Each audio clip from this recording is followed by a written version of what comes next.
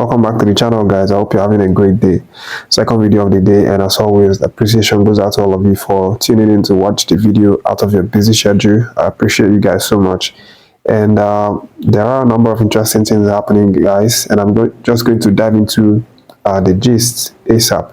And the first gist is the fact that Sunday Olise, has now said that he is ready. If NFF wants him to be the coach of the Nigerian Super Eagles, if they want him to, come take the role, he's obviously ready for that one. That's what he's been saying right now. He obviously had an interview with Channels TV. That's where he reviewed this one. And of course, we know that he is very unlikely to land the job. In fact, I'm not even sure if he submitted his CV to NFF. But of course, it was just a kind of a random question that Channels TV obviously asked him, one of their journalists, and then he answered that one that if the NFF are to meet some criteria that he didn't mention. He was saying under the right circumstances that he would consider coming to coach Nigerian Super Eagles under the right conditions. But he didn't really mention any right condition whatsoever. But of course, he goes out to say that if they want him to be the coach, they know where to find him, and he is ever ready to represent Nigeria anytime he's called upon.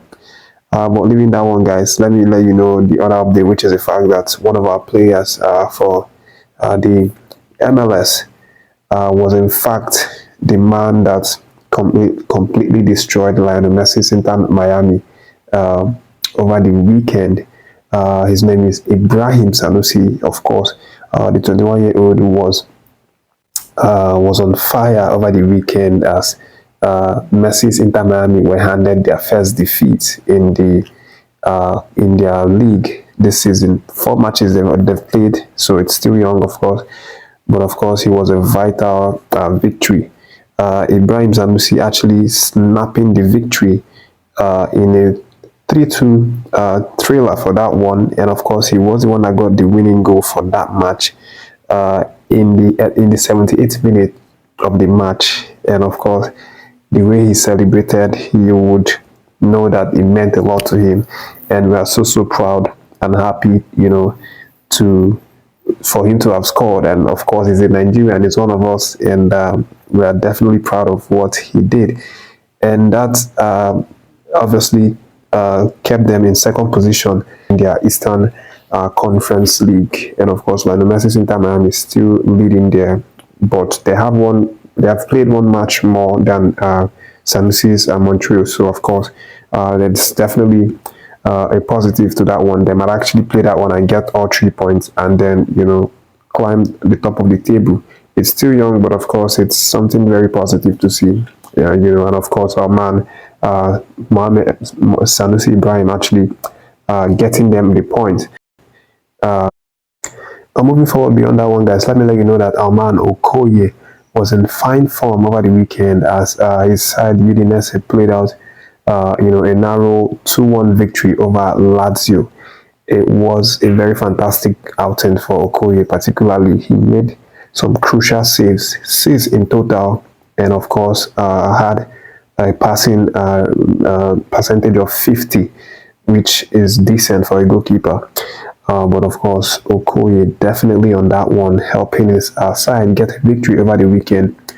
I know that Okoye, will have felt a bit disappointed, after NFF brought out that list for the friendlies, and he didn't say his name in it, of course, because earlier on we talked about, in one of the videos, we talked about how he has come out to say that he is now ready to to come back into the Nigerian Super Eagles team, after he said that he's now had time to develop, become better. I'm sure he's definitely disappointed by that one, NFF not inviting him in the recent list that came out. But he continues to shine for his side, for his Udinese side. Of course, week in, week out, he's been consistently very good for Udinese. Honestly, at least for the last 5 matches so far, since he's been given the opportunity to start keeping for the side. And we just hope he keeps firing on, and he's definitely going to get his chance. That's one thing I know for sure, if he keeps turning up for his team. And then moving on, guys, let me let you know the one that concerns our man, Kenneth Emero. He was also in display for his Kasimpasa side over the weekend. So Kenneth Emero actually played out a full 90 minutes for his Kasimpasa side as they played out a 2-1 victory over against Istanbul AS. Against Istanbulspor AS.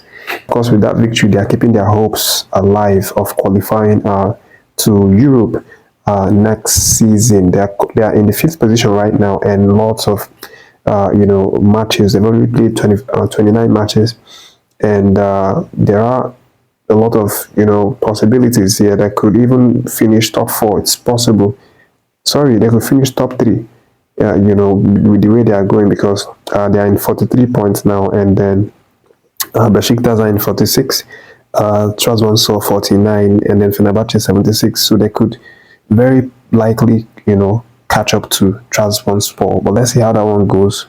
Great performance over the weekend for Kenneth Emero, and of course we are proud of him.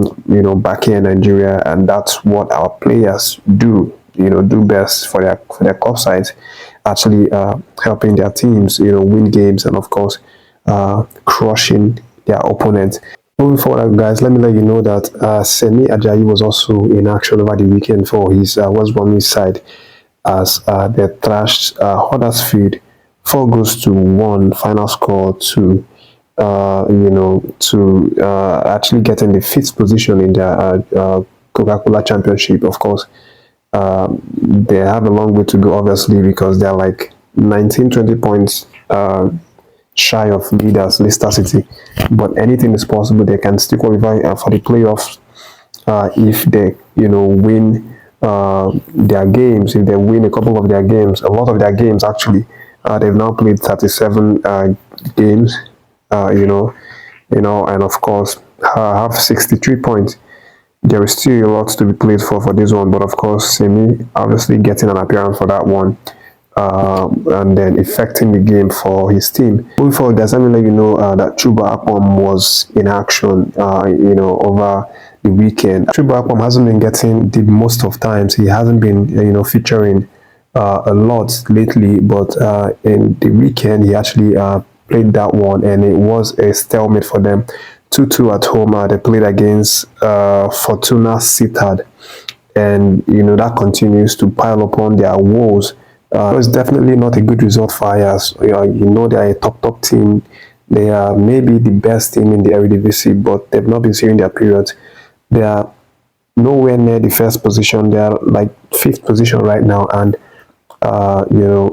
even though our man Chuba Akpom actually made created 2 chances for that game, they didn't win that match.